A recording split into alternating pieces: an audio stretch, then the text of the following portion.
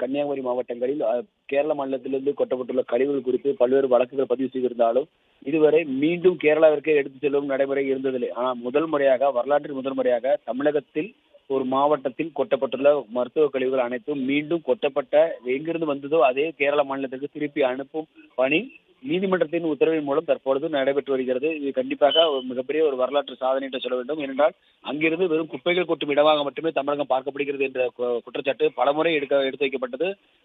இதுக்கு முன்பும் மிகப்பெரிய அளவில் பேசப்பட்டது, பரபரப்பாக பலமுறை பேசப்பட்டிருக்கிறது. ஆனால் இந்த முறைதான் இந்த கழிவுகள் அனைத்தும் மீண்டும் அங்கேயே கொண்டு செல்வதற்கான ஏற்பாடுகள் நடைபெற்று தற்போது அந்த கழிவுகளை அகற்றும் பணி என்பது தொடங்கி இருக்கிறது. இது கண்டிப்பாக மிகப்பெரிய வரலாற்று சாதனை என்று சொல்லப்படுகிறது.